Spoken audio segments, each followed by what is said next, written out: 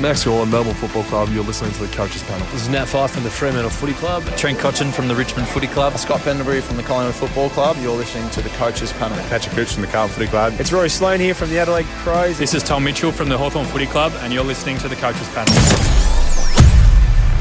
Hey friends, you got MJ from the Coaches Panel. I hope you're well. We're nearly a dozen rounds into your fantasy footy season. The buys are fast approaching and the cows are starting to leave the green grass. Yeah, I can't think of how to run that analogy any further. There is a lot, though, to talk about on this episode. Joining me as he does every few weeks, I've got Kane back. Hello, mate. How are you? Very good, MJ. Very well. Busy time of year as always. A lot of super coach, dream team, AFL fantasy theories and strategies all get put into the pot around this time. And there's always a lot of content and a lot of things to think through. Yeah, a lot to discuss. And you know, it's a big, important episode when we bring in the heavy artillery Kane on these episodes. We've got Rids, fellow co-founder, 2020 DT champion and favourite pot stirrer. Hello, mate. How are you?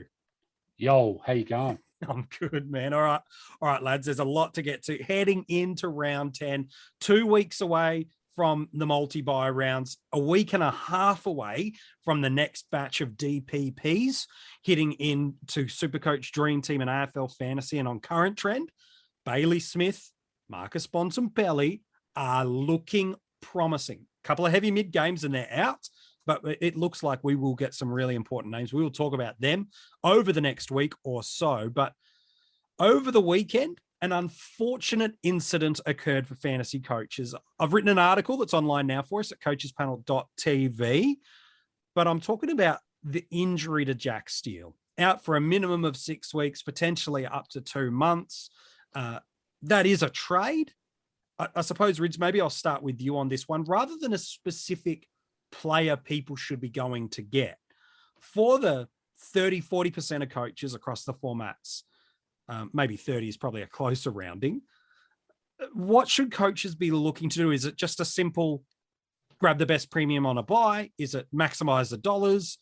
How should we be viewing the Jack Steele trade out situation for his owners? So first thing they should be doing is seeing this as an opportunity. Okay. So the first one is it's an opportunity to realign to someone that you've always liked, or it's a chance to opportunity to realign your team to a better buy structure. Because like Jack Steele's got the round 12 buy anyway, so he was going to miss in a week or so. So the thing is, if you're heavy in round 12, then you can actually go and do a bit of analysis on your team and work out where your team actually fits and who you should be targeting. I like how people always seem to navigate to the same person. I think there's a lot of groupthink in this with social media and everything, where people go, oh, what about so-and-so? Oh, what about so-and-so? Laird and Mills are the popular two names, let's be honest. And that's fine. But I mean, and for good reason, they've been great. But they're going to, like in a world, okay, they're going to cost you coin, like to go from Steele to them. So across any of the formats. So if you don't have that coin sitting there already, or if you had plans that you were going to have through the buys or however it works, or pre-buy, that's going to affect you, you know. So that could potentially be a 2-trade move to get rid of Steele this week. And that's going to be where it becomes really, you know, tricky. Does it mean that breaks your future planning? You know, and we're only talking short-term future planning in this instance. And is the guy, like, I mean, there's a chance here where you can actually break the structure of what you've already created in your team and the whole year's worth of planning. If you start going a premium mid and you've got a certain number, and you go jump in on a forward or a defender a week before we learn who the new forwards and defenders potentially are, like, I mean, does that mean that you're going to use another trade to get another guy in? I mean, do you complete your team? Can you get down to a guy? Like, I mean, in AF, for instance, okay, go into a Sarong might be a good option this week, free up 100,000 or 200,000 and actually upload, you know, one of the fat rooks to someone else might be an option. Again, it all depends on how you play it and all depends on the makeup of your team. So that's where it gets a bit tricky. So, Kane, so Rids is obviously talking about buys and makeup of your team. Is this also the one last opportunity before the buys to get the guy you feel you've missed? Maybe not so much at the peak price guy, but has there been a guy that has hurt you along the way? Is this your opportunity to grab them? Or is that then starting to break process and plans for how you should view it? Hurt you's always an interesting one, MJ, because it usually implies they've had a great run of form. Correct. And I think a lot of people in the last few weeks realize what happens when you pay top dollar. Mm-hmm. Even the best players have to come back down to earth. And, Max Gorm was that type of person, wasn't he? Where people moved heaven and earth to get him in. Yeah. And again, he is a great player, but no one sustains, That. that's why it's a run of form. It ebbs and flows. Some of the players don't have that variation. Some of them are really consistent. It was unfortunate what happened with Gawn in terms of he sustained a bit of an injury, was nursed through the game. If you watch the West Coast game, I think a lot of people were disappointed in their Melbourne premiums, but the unfortunate thing for the way, I guess, the game script is West Coast held on to the ball when they got it. And then when Melbourne got it, it was so direct. There was no real possession. Yeah, it wasn't, Max Gorn is that guy that, when Melbourne's really arm wrestle, they go down the line, he takes a big pack grab, repeat from a stoppage or in a clearance. It just wasn't that game, in a scoring sense. It was almost too easy where, the big dogs outside of Petrarca didn't really have to carry the team. It was a very much a team. It was quite clinical. And again, like when they played Port, when the team's sort of hogging the ball to, I guess, reduce the amount of time the game is played, you get some weird scoring. So my point being, value is still value. And this is what we always say. One decision, you might think it's a 50-50. The hard thing about this game is it always has a ripple effect the following week. Yes. If you pay up big dollars and you pick, just say it's a Laird over a Brayshaw, you might think, well, that's only 70K. But then what happens the next week, you're with a dilemma and you're saying, well, actually, I can't consider those guys that are 70K more because I spent it on Laird last week. And that might be the right decision. The hard thing is you have to make a call on every player. From here on, I think Laird is going to do 120. I think Brayshaw is going to do 110. Is that cash difference worth it? Who is my target the following week? And that's why it gets really interesting. I think. Go ahead, Ritz. And I was just going to jump in and say, you look at the flavour of the week, from week to week. It wasn't so long ago people were talking up Ben Keys as, the foolproof mid. Yeah, the bulletproof mid. We're talking about Brayshaw as the bulletproof mid. People with Oliver, Petrarca, everyone's pretty much, the Petrarca came out and went 140 in the first. He was always going to have a good hit game too, wasn't he? Yeah, but there are moments in time. Mills only had a 70 only 2 weeks a fortnight ago. or so ago, yeah. So it comes and flows. And now, if I said to you though, MJ, who do you feel averages more from now to the end of the year? Is it Ollie Wines or is it Rory Laird? Let's just say. Okay, I don't think there's much between the two. No, depending on the format, I agree. Look at their price. You go have a look at their price, and I'll just use DT at the moment. Okay? Sure. Laird is 934,000 at this point in time, and Wines is sub 800,000. Yeah, I don't think there's many points there. Now, does that 150,000 or whatever it is on top of a day cost, that picks you up quite a few points. Yeah, it can. This is why Kane just said value is king. Yeah, there's going to be guys and ebbs and flows in the way the pricing works that are going to be seen as absolutely discounted for what they have done or what they are averaging or what they are capable of averaging. Look at Cam Guthrie, for instance. Yeah, good shout. Some of his pricing across the board is just ridiculous. Now, if we're absolutely convinced that Geelong's old style is coming back into vogue, then and it's looking good. Well, it does, doesn't it? Doesn't that go well for Cam Guthrie then to revisit the scores of last year? And we've seen mid-season game plans change, so you just don't know. And again, this is across the board. It's not Supercoach. It's not something specific. Supercoach MJ, Marcus Bontempelli, he's an absolute Supercoach stud. Oh, he's gone 120 for multiple years. Yeah. I mean, there's no reason why he would be averaging, 20 points less than a Laird a game. He's gone 110 and he's had a pretty poor start to the year in that format. Yeah. So, I mean, it's all going to be how your team breaks. But if your team's already set up for the bye, and I'll just use Dream Team again for an example. Sure. If you go Steele to Wines this week, it doesn't touch your bye structure. So whatever you had planned already, you can just continue to go with it. But it also puts 100,000 into your kitty. Yeah. Okay, even with Steele dropping that, the last 2 weeks, that value, you still get 100,000 into your kitty, and you can actually utilize that on a Dacos or a Martin or whoever, even a Cornelio, whoever you just want to move on for now, you can use that. So it's all going to be, you just got to go through those processes, and I hate saying it, but that's what it is. No, like Travis 100%. Boak. Think about Travis Boak. Only 2 weeks ago, he was flying. Last especially week, in Supercoach. He sat in forward. We've seen Fantasy Freako talk about his past 3 weeks. He's almost a 50-50 mid-forward split. He may even get forward status. That's how bad it is. Yeah. Look at Walsh. I mean, Walsh is an absolute superstar. Yep. His roles change. I think he's almost pushing that forward status, I agree. Yeah.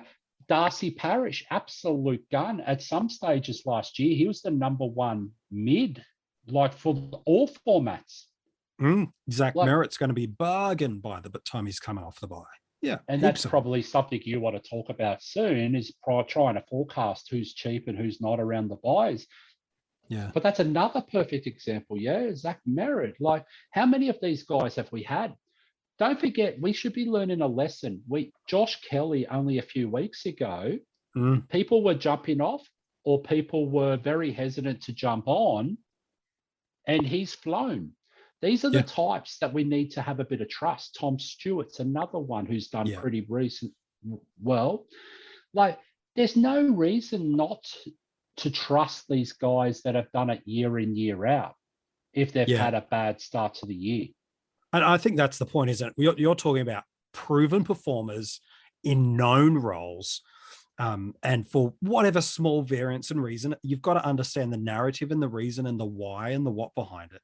But you're right. They're absolutely. I'm curious, Kane, kind of bouncing off that point.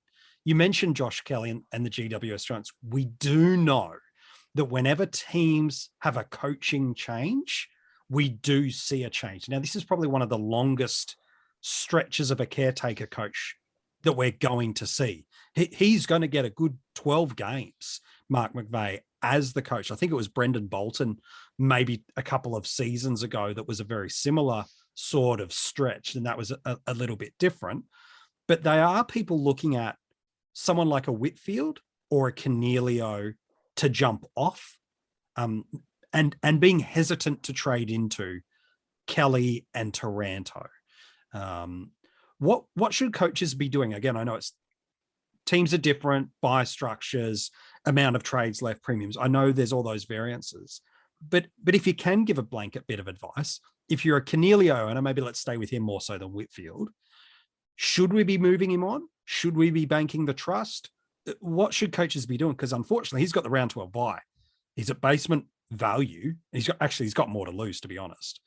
I don't know, man. What's your kind of take on that? Well, it's interesting, MJ. It really comes down to, again, the hard thing is with the Giants, and the hard thing is with coaching the Giants. I think the reason people get annoyed is most of the midfielders, of course, their best position is midfield, but you can't have more than 3 at the centre bounce, and that's what happens. So the first thing you got to think of is, okay, let's look at their midfield. And it's not like McVeigh has just come from another planet. He's already been in the coaching group. So it does surprise me that people think there'd be radical change. Yeah, sure. So I look at the centre bounce. Tom Green, he's staying in the centre bounce. Staple, no question. He's staying in the centre bounce. Kelly, he's getting a nice bite in there. Taranto's getting a nice bite. Mhm. Now, Ash is the one that gets either a ton of midfield minutes in the centre bounce or is often completely out of there. Yeah. So that's a thing. Okay, that's maybe where there would be an opportunity. Is Canelio going to absorb 70% of those? I don't think so. I think the positive with Canelio is he's only had, he's had 3 scores of his 9 that have been, you would say, poor, 70 Sure. or worse in Supercoach. Now, the thing that makes it a decision, I either think you either move him now or you are holding him all the way through the buys. Is the break evens 145? The regardless of, yeah. Yeah. And So hope you're he either bounces back and yeah, makes you're either just saying I'm worried about my cash. I'm going to get rid of him anyway with these DPPs coming in. Mhm. I just want to just get out of this ride. Maybe I'll save 30 or 40K than what he might his floor at. Sure. And I'm just going to get out and keep moving on. Yep. The flip side is fixture. West Yeah. Coast and North Melbourne are 2 of his next 3. Now, there's a buy in there, Sure. but by the time you've held him through that first buy, he's playing North in round 13. Yeah. By that point, he's pushed out that 34, that low 30 score, 37, Yeah, or 49 score. in DT and Yeah, AF. so- So he's pushed that out of his 3-round average. So he's basically going to start coming back up again if he just does something decent. Like that was an aberration. He gave away 2 50s Yep. in that game, which killed his super coach, copped a massive knock. So Yep. there is reasons for his Yeah, there's poor the score. narrative and the story behind the how and the why. Yeah. I don't see personally, just with where Stephen is at, that he just goes back to being a 70% midfielder. Mid. I think Yeah, he's the still going to 110 be. days. Yeah, I don't think that's him anymore. I don't think he's asked to do that. I think he's a 30 to 40% guy. So again, I get it. If you're going to move him anyway, and you don't want to wait 3 weeks for him to start coming back up in price to where he is, Sure. I get why you'd move it. And what might come down to is, you know what? He's got more cash in his head than a Nick Martin. I want to do something with that cash now, get a player that I really, really want. Sure. Obviously, the other one is Whitfield as well. People say, why isn't Whitfield, playing half back? He did his best work. I think with Whitfield, the hard thing has been from a super coach. In DT, he actually has been very solid. There hasn't been the big ceiling. No. But he has been, so consistent. Now, the team performance has really hurt his super coach scoring. And some of his own ball use has hurt his super coach scoring. Yep. But Lachie Whitfield has scored in this role he's playing now. When he had his best season, this is the role he played. He started half forward. He roamed up the ground. I think people forget, yes, he had his best season classified as a defender, but what position did he get the next season? He got forward. So That's right.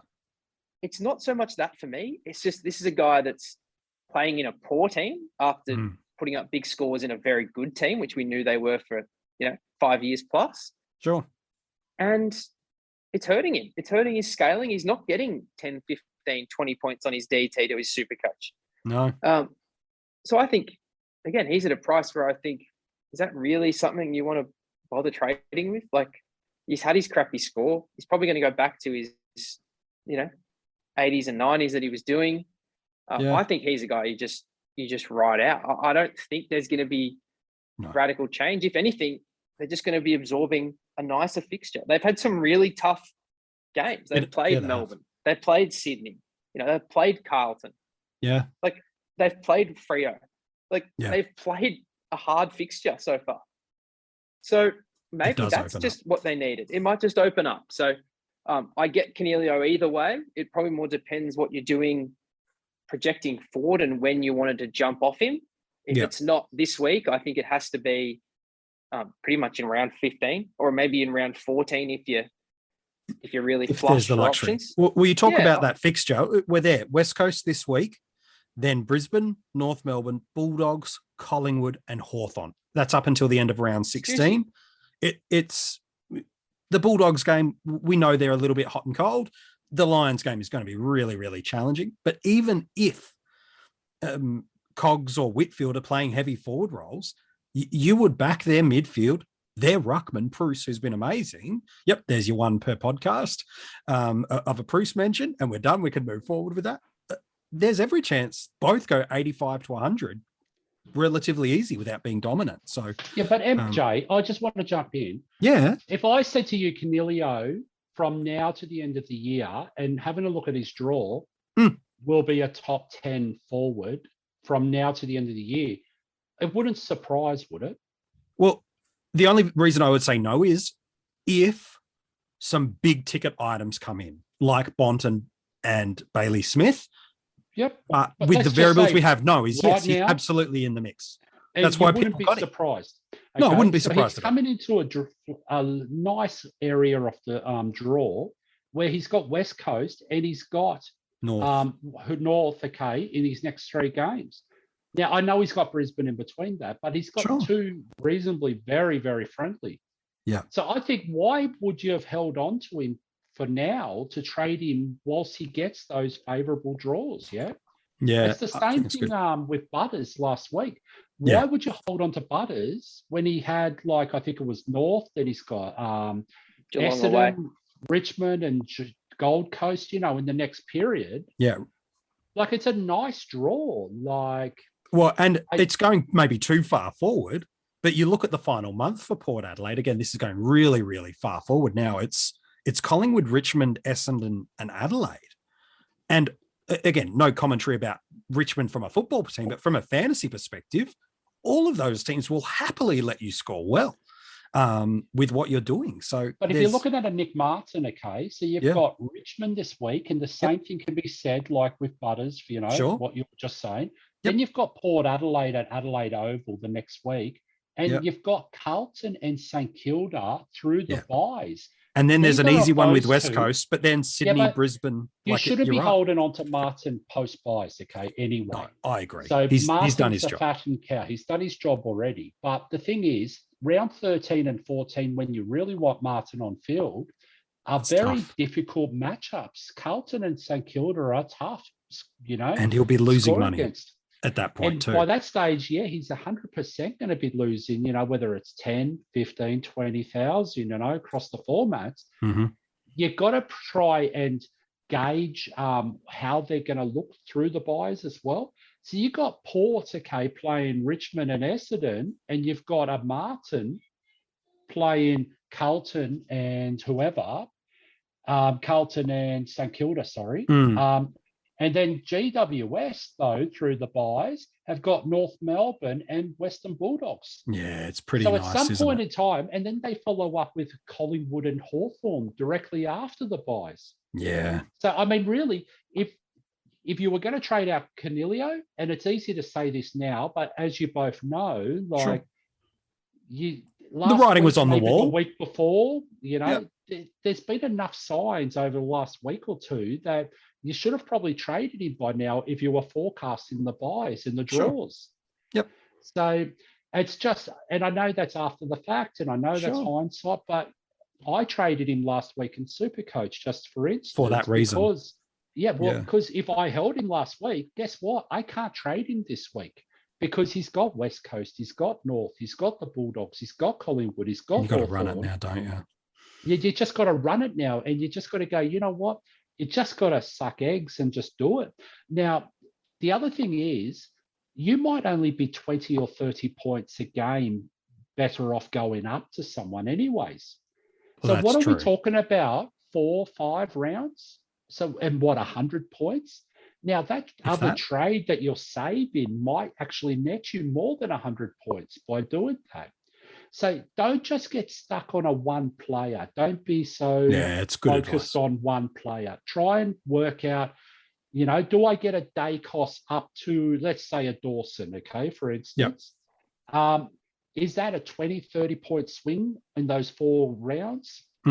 And holding Cogs instead of going to a Parker or a Heaney or someone, okay? Is that going to net the same amount of points over the next? Because really, it's not a one-to-one relationship, is it?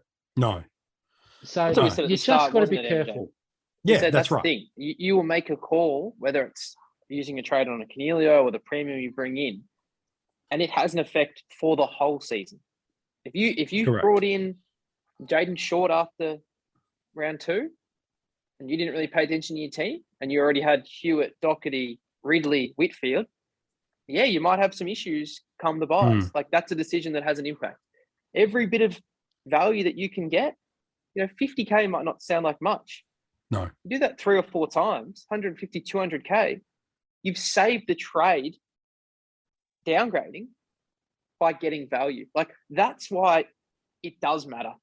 Because if you do that a couple of times, all of a sudden you do have the luxury maybe to take a Cornelio up to a Bontempelli once he's got his DPP. Yeah. So that's why it's so really good advice. difficult. Again, do you want to take the cheaper guy? Do you want to take the top dollar guy? It all comes down to what you think they can do. If Callum Mills averages 150, well, he's a bargain at that price, Amazing. isn't he? Sure. But that's the call you have to make. What is Callum Mills going forward? And that's why it's hard when you've got a guy like Jack Steele, isn't it? Because you have so many options. Especially if you're grabbing a cow, you can pick anyone in the game. Yeah. So that can be quite overwhelming. And often people go, okay, what's my bias? Let's just see what that is. Yeah. But even sometimes, MJ, and we've all done it in our fantasy careers, how many times do you pick a player because it helps your bias? You might not love them. You skimp on something. Yeah.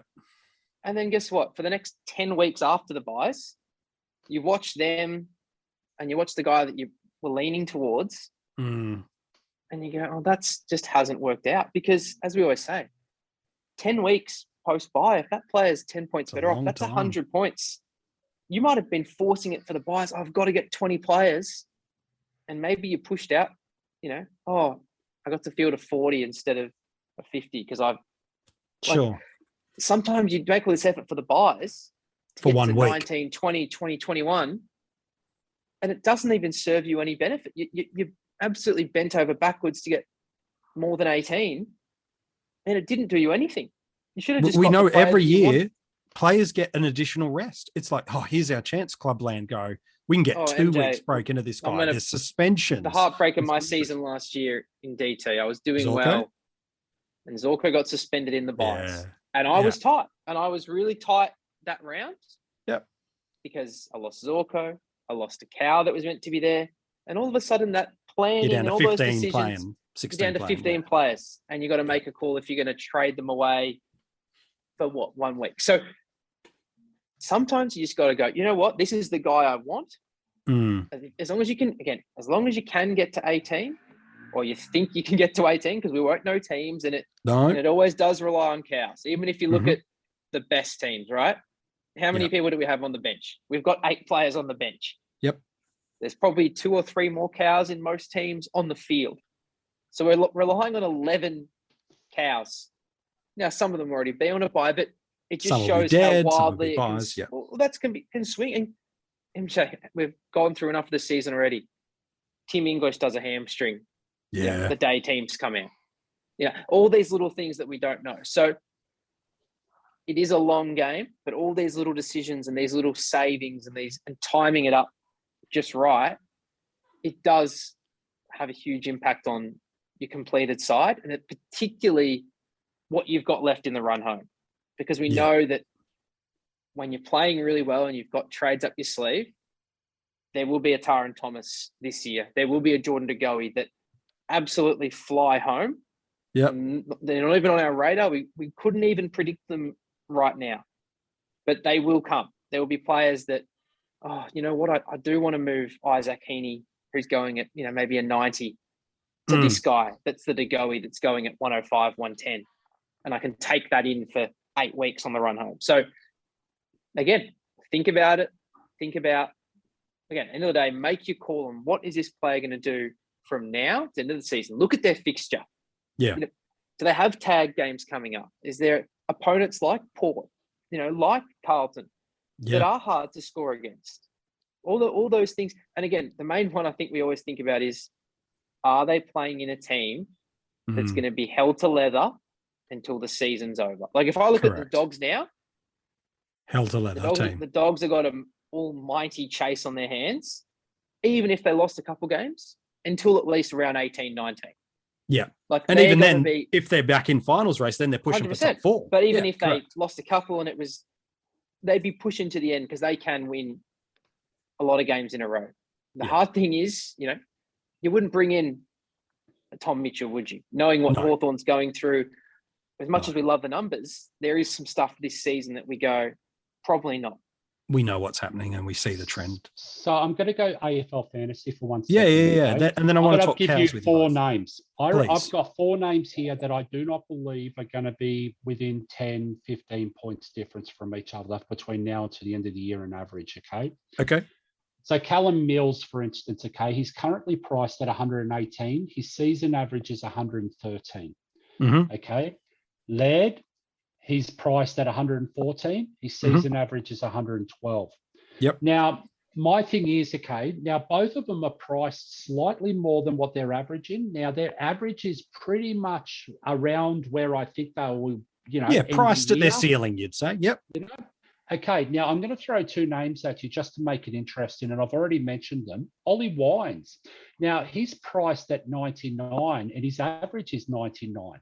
So, but the thing is, I don't think he's averaging 99 between now to the end of the year. I think he's going at 110, 120, and we all know what happened. He got subbed out of the game a few weeks ago. So I think there's massive upside for Wines, okay? Yep, and a good fixture coming too. 100%, and the next one is Bontempelli. He's just come off a rest a couple of weeks ago. He's priced at 99. Now, there's also an added bonus. His average for the year is 98. We know he's started slow. We know he's been playing predominantly forward. We know and we'll probably get forward status too. Well, every chance, but we know that his centre-bounce attendances are up, have spiked a little bit in the last couple of weeks, with a little...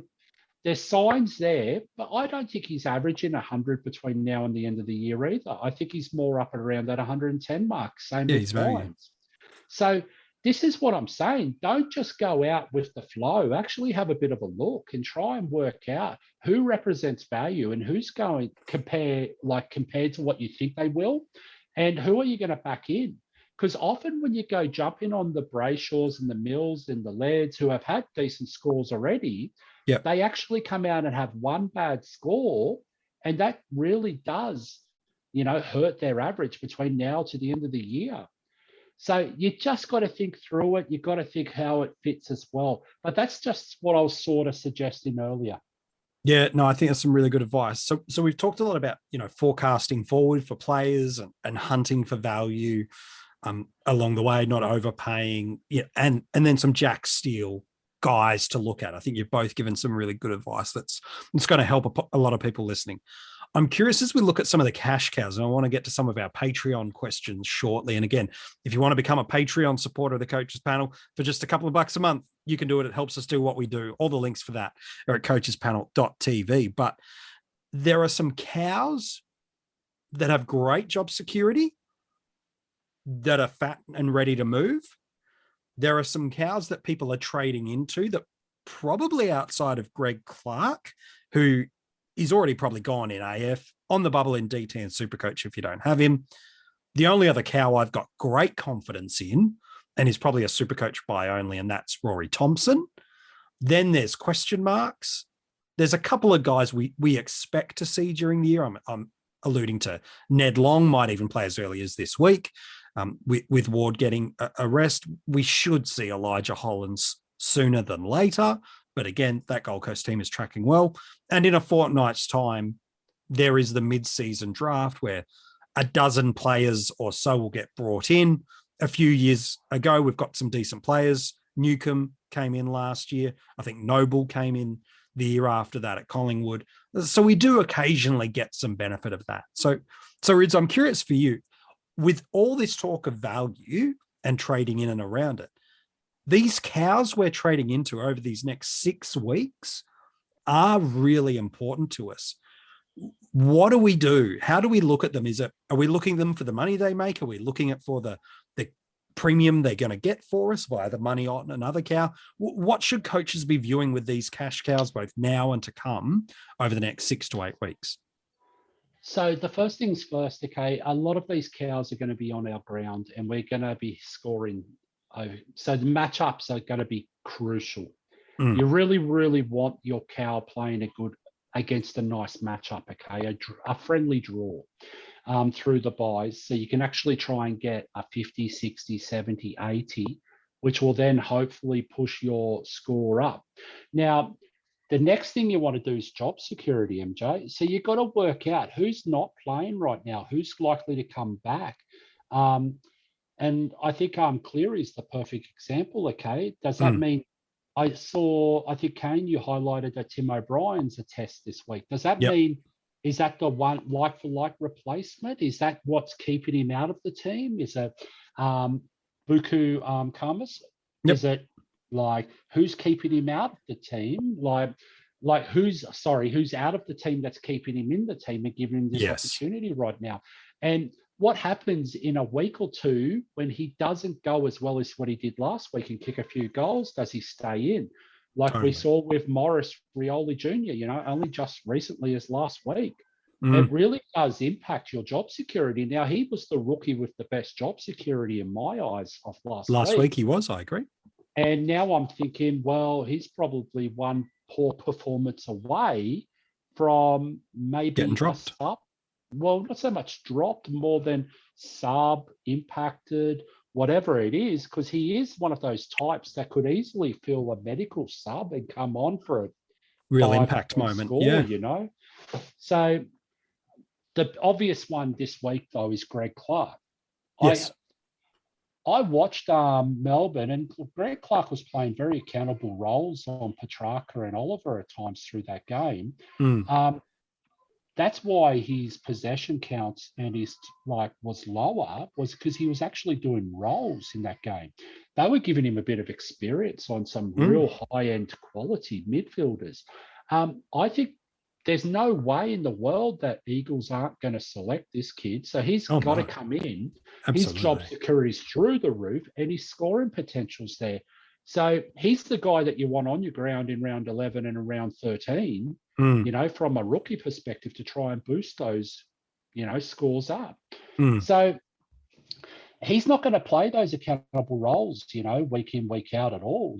So you just got to be very, very cautious because, with 1 or 2 games away from the buys starting, you could be trading into a guy that's no longer named. When the buys hit, and that's going to really impact you. Suddenly you're putting at risk your team to only have 15, 16 scorers if 2 or 3 of these guys don't come through. So that's why I'm always hesitant this time of year to go jumping down to a rookie. I'd much rather go to a guy like a Coleman or, where the Constable was named, someone around that price point, to free up a bit of cash from a fat cow, just to see whether you can actually do it. Or, as I said before, Steele to Wines. There are opportunities when guys get injured, there are opportunities in the fantasy games to actually free up a bit of cash. Yeah. Can you make money without worsening your team, kind of thing? Yeah. Well, type scenario, yeah. Who looked good last week that others may not have recognised? Just jumping out on a Friday night was Ed Richards. He looked excellent. He's one that might jump into. Sam Berry continues his run, Yeah. Darcy Cameron only a couple of weeks ago, he was an obvious guy a couple of weeks ago. Now I'm really cautious to bring him in because I just don't think he makes money and I don't think he scores enough. And he's got you 2 kind of out missed of the boat with 4. him now, I think. Well, you've got 2 out of the next 4 that are very difficult matchups with the Sean Darcy and Max Gorn. So they're very, very difficult assignments. And you may have a Mason Cox playing in the same team as him this week due to what McRae said after. Yeah. So, it's not so much Begg. It's more just they were smashed out of the centre bounce clearances early on. And he really, really emphasised that in his post-match presser the other night. Yeah. So it's just those sort of things you just got to watch and try and. But there's plenty of guys, mate. Your guy over in Adelaide right now, Salado. Hately. Hately's absolutely playing roles. He's doing the right thing. He's in the centre bounce. He's starting to score. It's starting to click for him, doesn't it? Yeah. Oh, it definitely looks it. So, I mean, he might be the guy that we run up through to his buy and then cash out, you know? It's these sort of guys that we've really got to be a little bit creative with. I love that. And you're talking about too, Kane, and before we get to our Patreon questions, I suppose what you've both kind of alluded to, but really want to drill down into is you're both actually talking about creating some room in your side for the variables of things to come. And they could include things such as bottomed out premiums, new DPPs that come into the game in a fortnight's time, or as you've mentioned a couple of times, the role change, the coaching adjustment, and all of a sudden there's premiums. You both really are saying, give yourself some space for the variance of things to change over the next few weeks. Yeah, absolutely, MJ. That's 100% right. Again, we've got a couple gifts with the way things have panned out. We're all sitting there in a Supercoach and DT going, "Oh, Zach Merritt's on my radar after that poor score that will just conveniently roll out right as he comes off his bye." Travis Spoke's another one. Maybe even if he doesn't get forward status, if there's a shift back, if that's part of the management of Travis to play forward through a patch, and we saw Ollie Wines play forward through a patch against North, like he's a quality scorer. He's a quality scorer. So we've got to save some places, but also we want to maximize our points on field now and get through the buys, don't we? And that's why a lot of people do go, you know what, if I'm not going to use the cash, I'm just going to wait for De Koning to get to his buy. Then I can just pick a player, and all I'm asking from that player ideally is to play 2 weeks, especially if they're coming off their buy. If they're a round 12 player that's going to play then, you feel comfortable because, as Rid said, you can easily trade in a guy thinking he's going to be there for you, and then he gets dropped and you're left really, really short. So it's all balancing what's to come. I think there's a bit of uncertainty about the Cows next week. I think, Cleary probably is in a bit of trouble if Tim O'Brien's fit, as good as he did look. Yep. Will we get Ned Long? That would be one that, with that round 14, have a round 14 exactly with that DPP. MJ, we know people are, if you're not a Cameron or Brody owner, you might not even have a round 14. There's probably only DeGoey and maybe Connor McDonald are you guys that you're even rolling through there that are fieldable. So to have a fresh one come in, that would just be something that we'd all jump on. But then again, there's a few games to go before we even get to round 12 and 13 where he might help us. So there's a lot to work through. And again, at the end of the day, we want to be improving our team, don't we, for the run home. We want to make sure we come out of it with a better side than we went in. And ideally, we don't have to do too much after the buys, then maybe fix up a few things as they come along. And I just want to throw in as well, please. MJ. Often what it does is if you look and you try to forecast for a few weeks' time, okay. Now, I'm just going to use this as an example. Now, you might go a more risky option on a premium that might be the value in a few weeks' time. And I'm thinking about an Aaron Hall in this instance, okay? Sure. So Aaron Hall, when he's fit and up and going, is the number one defender across the formats, in my opinion. Okay. But he's got his injuries, he's got his things that he misses. So in that instance there, I think, well, if I'm going to go Aaron Hall and if I'm keen on it at that value point, I might not be able to say no. Then I'm going to need a McCartan or a De Koning in Supercoach to cover you through, because there is potential here that we're going to be running out of trades, and I'm going to need someone who's got potential for a 70, 80, to cover off Hall for a week or two when he misses. Well, this is the other thing we know with value, isn't it, Ritz? You might say, I'm actually better off going value and running a Whitfield and a Hall across D6 and skimping on the top guys and have that depth. And you think about this, okay, and we're saying that right now, a Whitfield and a Hall at D6. Think about 10 weeks ago, MJ, they were D1. We would have had as our D1 options across the formats. Whitfield and Hall would have been the two. That's ridiculous, when you start thinking through it. Now, I just want to throw out another name. Now, we've got guys like Elliot Yeo who might be just too cheap across To a ignore. lot of the formats if he comes out and shows something, in the next couple of weeks. Yeah. Guys like Jed Anderson, who obviously missed early and everything else, if he starts having that reign, there's a whole heap of players here that will fly home potentially. Yep. Like, I mean, I think Zach Merritt's 110 plus across the formats all day, every day. And he's shown that for years. Yeah. I've already mentioned Ollie Wines. But just because guys have gone through that bad run, and this is where I come back to Canelio, okay? Now, on his day, if he gets that mid-time, and I know it's very hard to predict, but we got a new coach, but why guess? Let's just hold him for a couple of weeks and see what actually comes, what eventuates, what's the language that comes from McVeigh. Yeah. Because you know what? If you trade him today and he comes out and he is in the first rotation, Centre bounce, yeah.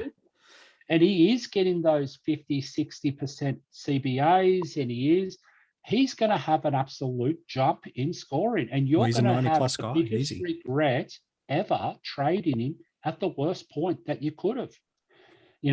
And like, you just got to pay attention to what happens in these cases. Let's just take one step back for last week. We go before the Carlton game. This is a 95 averaging super coach guy across 8 games, and the Giants had won 2 of those games.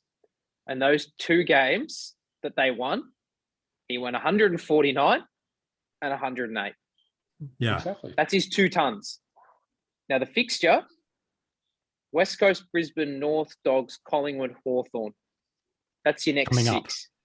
So I think they minimum go 3-3. Yeah. So in a forward role, Even if the rolls holds. Yeah. these 2 biggest scores, unsurprisingly, in a forward role, were in wins. You're at a price now where, as I said, in around 10 and 11, he has his bye, which you've already banked on in your structure. Because Should be. before last week, he wasn't going anywhere because he was a 95 forward. And then he gets North in round 13 to help you through the buys. And by then, that 37 doesn't exist. Or that high 40 score you mentioned in DT doesn't exist. Again, I think you would be a bit reckless to move him on. You'd have to be that luxurious in your trades. I don't see, and that's something we've always got to think about, MJ, when we plan our teams. Yeah. This is the risk of taking round 12 guys on. When you pick Sicily, your worst scenario was you run him to his bye and you move him. Sure. Will Brody the same. When you miss on a Canelio or a Butters or a Ridley or a Whitfield, and miss might just be underwhelming. Yeah. Well, you got to make a decision. You're either spending a trade just to move them to someone else. You don't have the luxury of picking up an extra score through the buys and timing it like that. So it's always something to remember. If you're going to take a fly on someone, always take a fly on the guy that you can move late, or at least in the middle. And that was Crouch and Sarong, wasn't it? At least we said with Sarong, run him to his bye. You got all the options in the world. Crouch, you've got one option. You've got the guys off to round 12. But it's a risk. It's always a risk with those guys. And again, I think a week ago, you weren't stressed about Canelio at all. It's the inverse of the decision of what Rids is talking about. Paying up is you're actually trading out at the worst point off the basis of the score. It's the same mindset and thought process, just in reverse. Again, that's the thing. This is the other thing you've always got to say: evaluate the evaluator. If you listen to a podcast, did the person watch the game? Did they mention that he gave away 250s at bad times in the game when crucial the score was tight? Yeah, scaling was brutal. Did they mention those? Did they mention he copped a massive knock? Like all those things that if you watch the game, you'd see. I just think at this point, if he's named with this matchup, it's at home. It's not even at Optus. It's at Giant Stadium.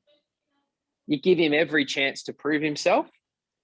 And if he doesn't, you've only got to wait a few more weeks before that price gets more or less what it is right now. It will swing back up. Yeah, that's exactly right. And that's the thing. Like, if you trade him now, what are you going to do? You can't bring him back yet. No. Well, no. No. Gosh, no. So, I mean, and that's what I was saying before. Like, I mean, the week to move him was like a week ago, 2 weeks ago, Yeah. Because, the signs have been there, yeah? He was playing predominantly forward. But, I think let's flip it though, Rids. Let's flip this though. If you were a non-Canelio owner and Canelio plays 50% CBAs against West Coast, what is the first player you want to trade in at about 400K post his bye against Brisbane? Canelio, 100%. You're going to get Canelio at 400. So I always think about that.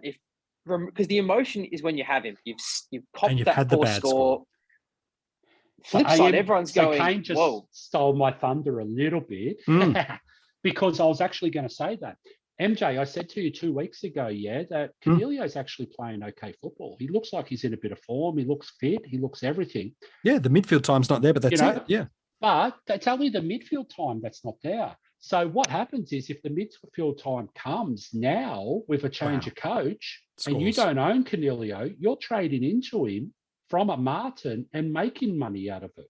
Or, and that's the whole point of it, isn't it?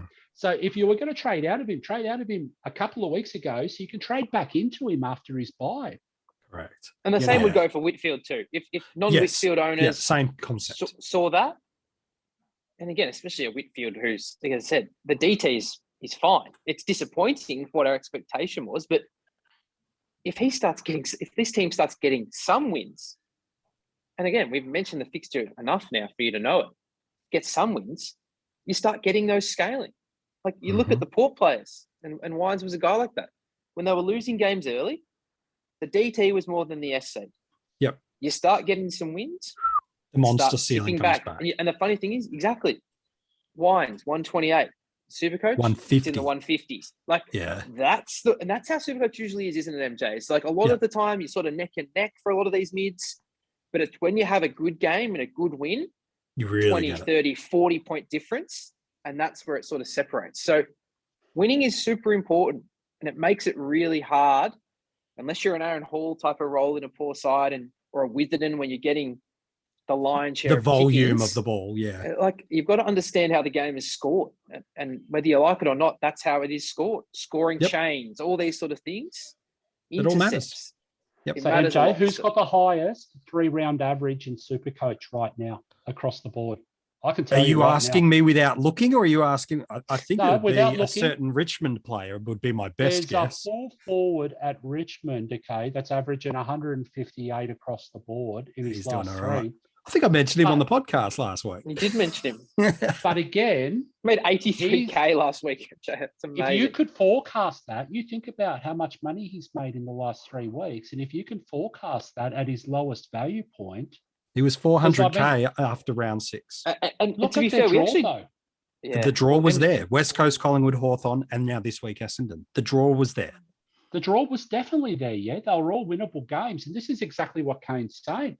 When teams win, they get higher Supercoach scores. We're talking about a 167, a 184, and a 125 in the last 3 games. Now, and you know what's scary too, Rids, with those? Again, if you watch those games, West Coast, 7 goals, 5.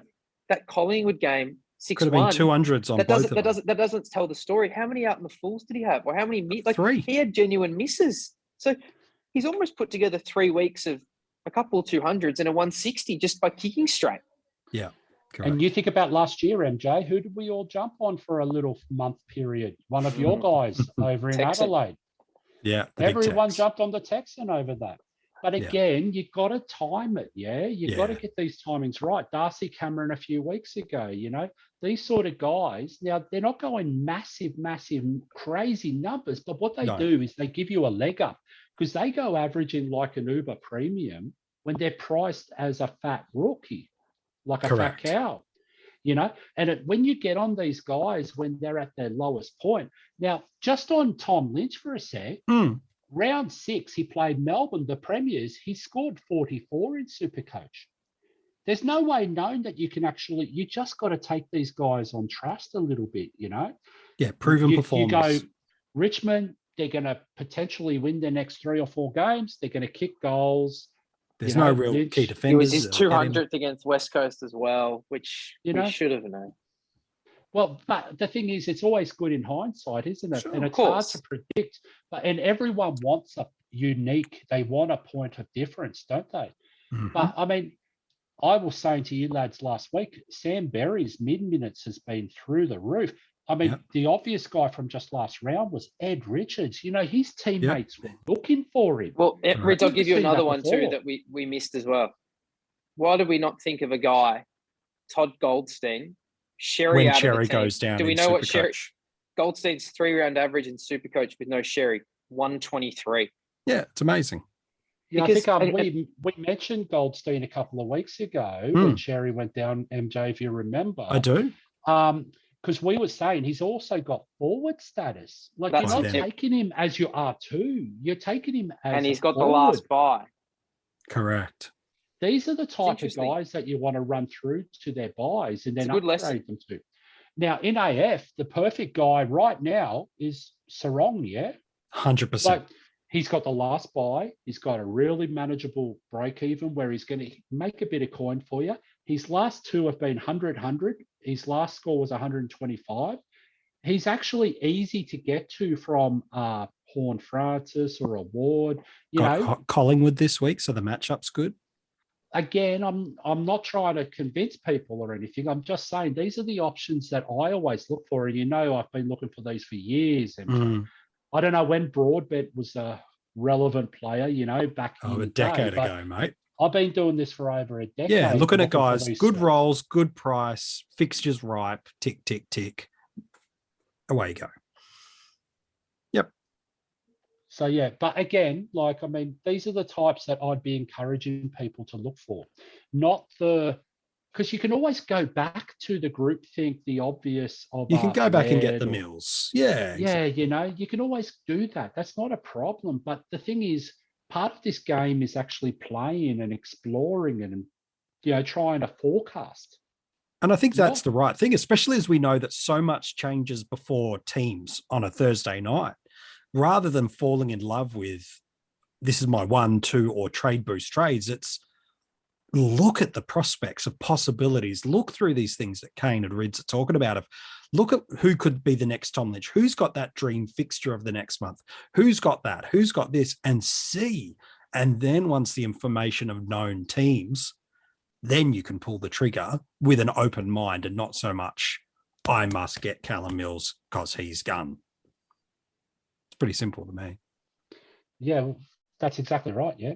I mean, there's another guy that you mentioned on the weekend, Chad Warner. He's 4 tons in flying a at row the in moment. AFL fantasy. Yeah. He's absolutely flying at the moment. He's averaging nearly 110 in Supercoach his last 3, just for Yep. instance. Like, these are the type of guys you want to try and, you know what, I'm going to jump on. I'm going to get You know? premium scores at a sub-premium price, and I'm then going to have freed up cash to improve my team elsewhere in another spot. And these are the types of moves that win it for people. Yes, sometimes you need some rookie roulette to go your way and some captaincy calls, but it's the adventurous coaches that have a narrative. They're not careless, but adventurous coaches that see something, that back in that instinct and that decision, and sometimes it misses, and that's okay. It's got to be then, was my logic and reasoning sound, or did I have a flaw in my argument? And that's what we're always trying to teach you here at the coaches panel, is know the logic, the reason, and the narrative.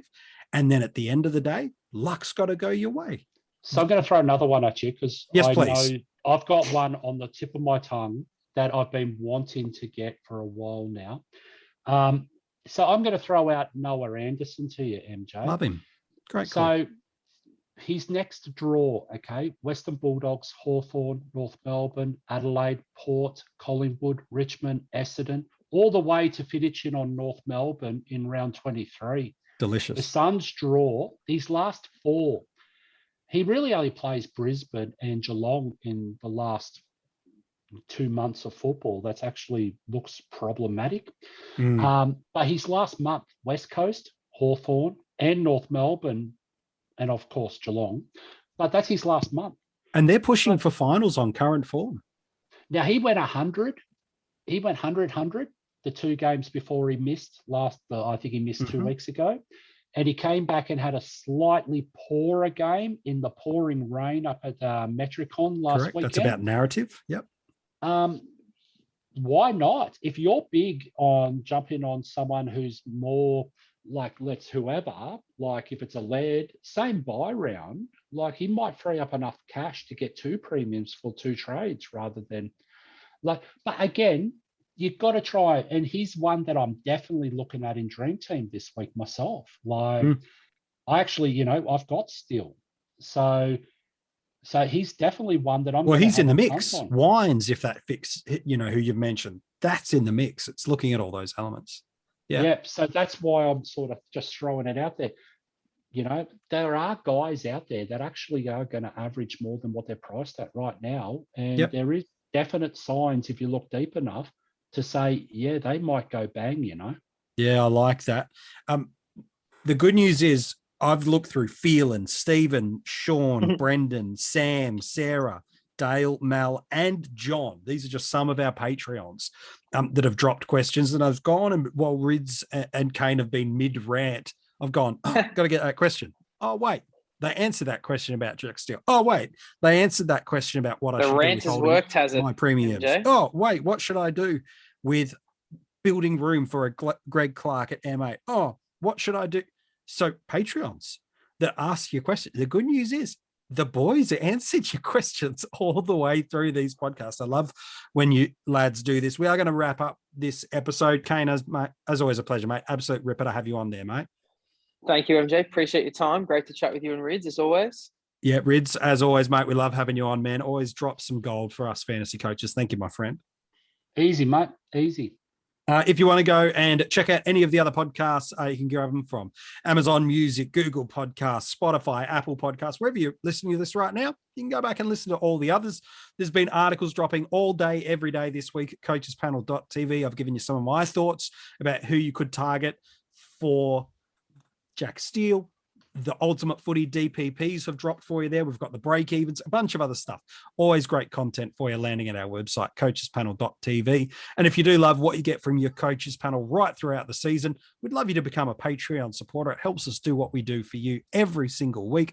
For as little as a couple of bucks a month, not only does it help us give you these podcasts and articles, but also there is a bunch of free rewards depending on the tier you join at. We'd love you to get involved at coachespanel.tv.